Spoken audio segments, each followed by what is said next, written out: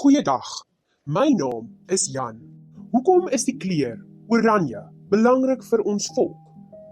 Hoekom is daar so baie plekke vernoem na oranje?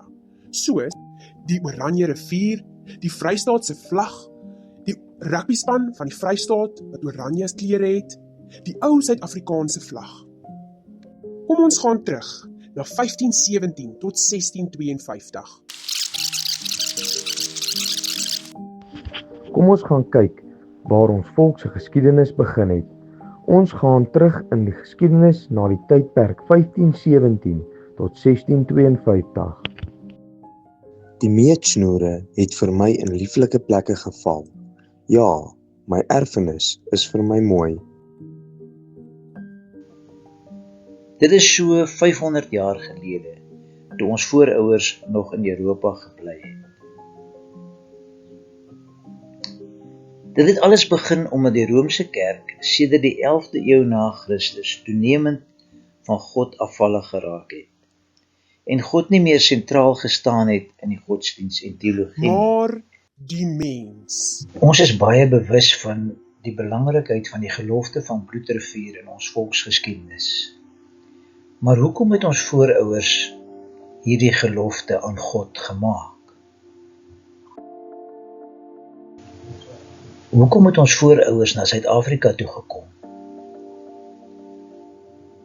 Sou dit nie beter gewees het as hulle maar in Europa gebly het nie? Baie mense dink, dit was 'n fout gewees dat hulle gekom het. Want die politieke toestand is so ongunstig vir ons volk. Trouwens, ons volk staar uitwissing in die gesig. Vernietiging. Hoekom het ons voorouers dan na Suid-Afrika toe gekom? Hoekom is ons hier? Wat is ons volk se doel hier? Dit het ten diepste gegaan oor die stryd tussen lig en duisternis. Dit het gegaan oor die herstel en behoud van die ware godsdienst. Hierdie stryd duur voort deur die geskiedenis. Al hoe meer mense het beswaar gemaak teen hierdie dwalinge, soos die Waldense.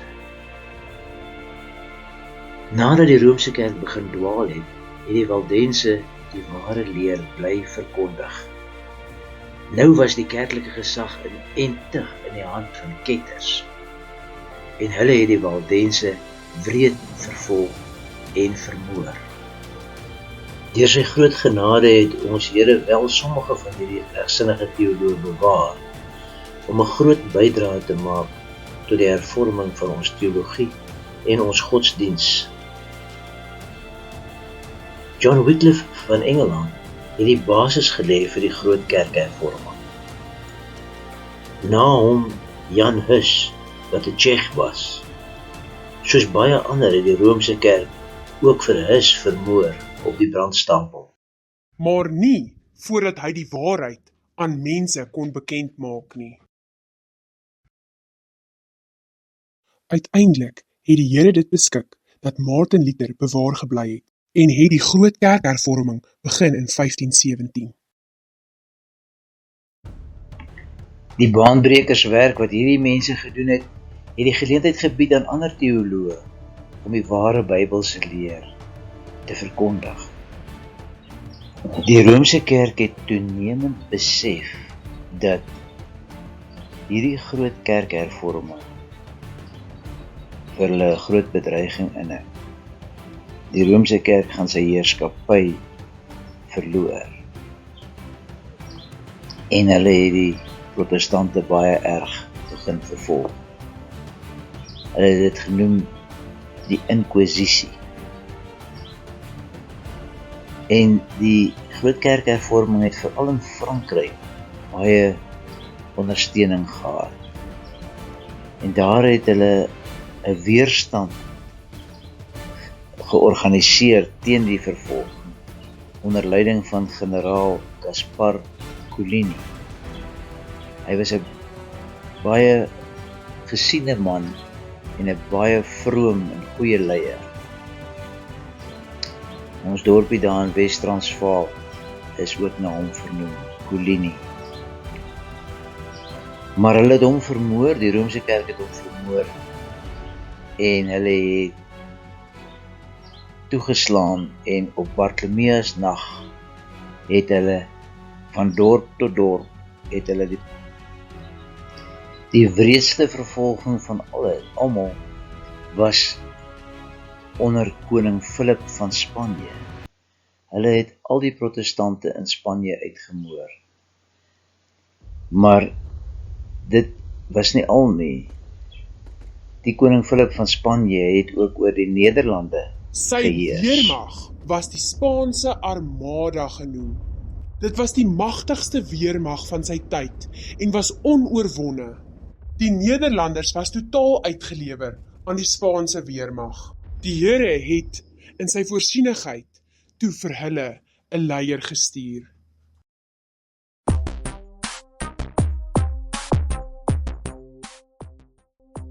Prins Willem van Oranje het as leier vir die Nederlanders opgetree. Dit was deur God so beskik. Meer hieroor in die tweede video.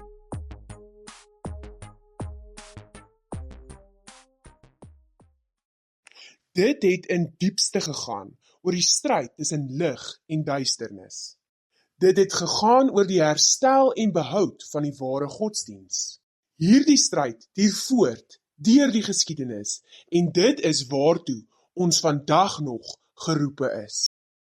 Nadat Martin Luther sy verset teen die dwalinge van die Romeinse kerk duidelik gemaak het toe hy op 31 Oktober 1595 stellings teen die kerkdeur van Wittenberg vasgespijker het die groot kerkhervorming begin en dit het soos 'n veldbrand versprei oor Europa.